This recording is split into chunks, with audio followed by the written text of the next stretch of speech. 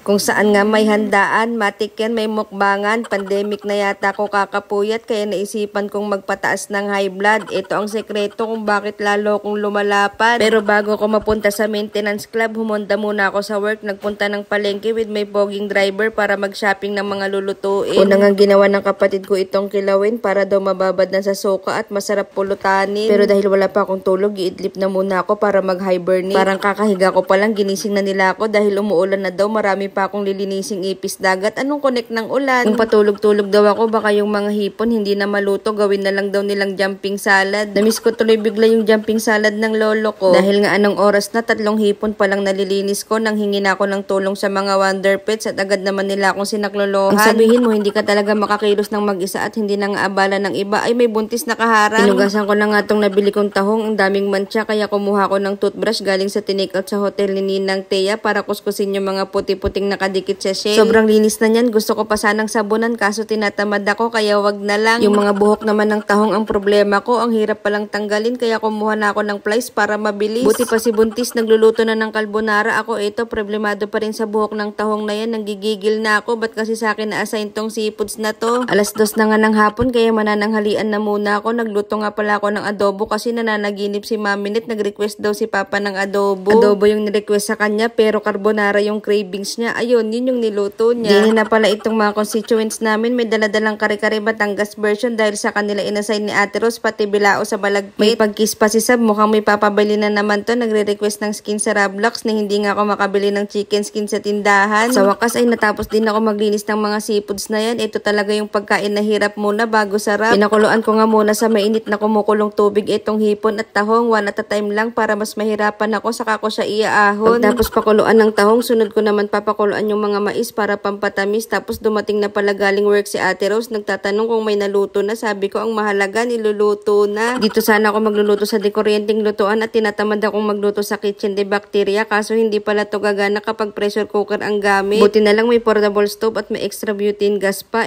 Solve ang problema. Nagmamadali na nga ako magluto dito dahil ako na lang ang hindi pa natatapos magluto. Buti pa sila hayahay na. Dahil nga 3 kilo lahat tong seafoods na to, naglagay ako ng 1.5 butter tapos maraming bawang at sibuyas, asin at paminta. Nilagyan ko nga rin pala ng Sprite na binawas sa inumin na nakareserve na sana sa mga bisita. Tinunaw na cornstarch tapos konting tomato paste. Pixer ka na, saka mo ilagay yung mga lamang dagat na pinahirapan ka. Tapos budburan mo ng cheese para kunyari creamy yung lasa. Muntik pa nga hindi magkasya, pressure cooker lang ginamit ko dahil wala kaming malaking kawali dito sa kusina. Grabe, ang sakit tuloy ng kilikili ko. Maghalo, na-trigger na naman tuloy yung mga kulani ko. Pagtapos ko nga magluto, nagpunta na kami agad kay Papa para dalhan siya ng mga handa. 5th death anniversary nga pala ni Papa kaya naghanda si Mama. Yung ang dami mong niluto pero tigi isang tipak lang yung inatang mo. Natawa ako dito, kala ko may nag-aalok sa amin ng palitaw, yung hipag ko lang pala yun. Hindi na nga kami nagtagal at paulan na kaya sabi ko kay Mama mag 1-on-1 talk na sila ni Papa. Ang galing lang kasi nung nakasakay na kami sa sasakyan saka lang umulan. Pag uwi naman ng bahay, nag-asikaso na muna kami sa kusina habang sila Mama at mga kalidyo niya nagdadasal para kila Papa at Kuya.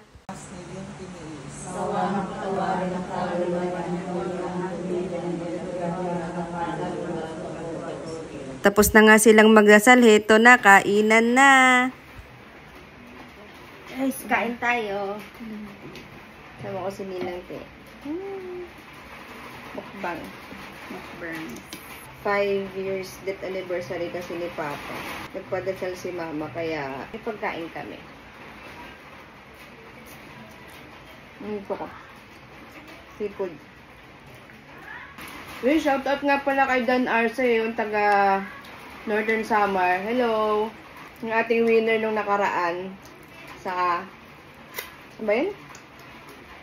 Sabaw Moments Crispy International level. Ano lang? Uy. Harap.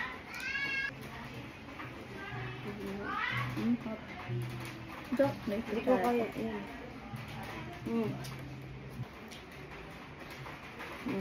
Hot. Sa akin nga pala yung rice, kay Ninang Thea yung carbs din. Inangat. Kasi ayaw namin halo-halong pagkain. Yes. Pag ulam lang. Pag dessert lang, carbonara lang. Ano? Pag dessert ng carbonara lang. Make up. ano. Kapanin. Taray. Sarap. Ube biko. Sarap, no? Shoutout nga pala sa Team B. Sila may sagot niyan. Hindi. Eh, may kilawin pa pala dun. May naman. Wow, ang sarap kasi. Hindi na ilabas. Ipon.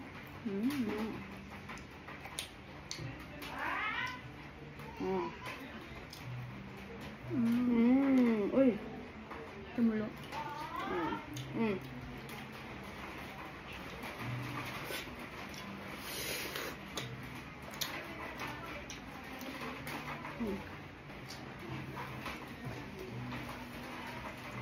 Shoutout nga rin pala sa sa ating mga bagong followers dyan. Pati na rin sa ating mga nasa top engagement list. Ang dami nyo, hindi ko kayo maano lahat. Hindi ko kayo shoutout lahat. Sobrang dami nyo. Thank you po sa support. Thank you po. Meron doon 6 weeks straight. O, diba? Parang ginawa ng bisyo yung panonood ng vlog namin. Bagay. Uy, thank you po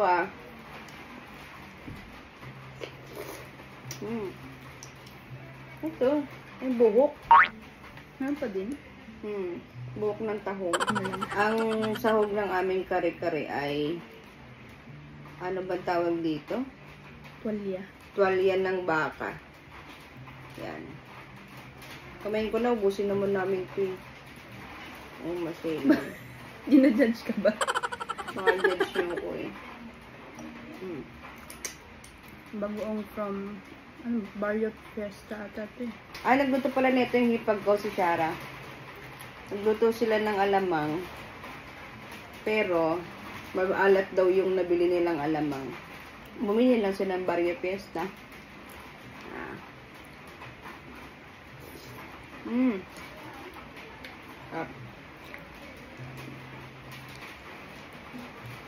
Baka magtampo yung kapatid ko, nagluto siya ng carbonara. Carbonara.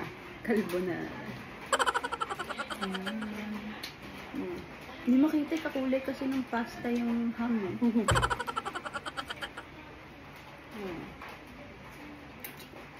Sarap ang creamy.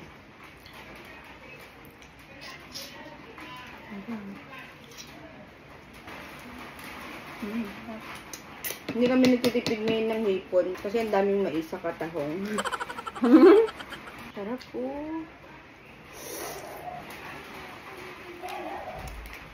Kasi higupin mo yung ulo. Sarap yung balat. Ang sarap. Tuwalya. Sarap. Kunti lang kasi mabubusog tayo. May ano pa ba? Round 2? Ayun lang naman, hindi na nga kami nakapagsuklay at haggard na, gutom na rin. Pakiusap lang, huwag kayong mai-inspire sa video namin nang hindi kayo magaya sa amin. Paalam!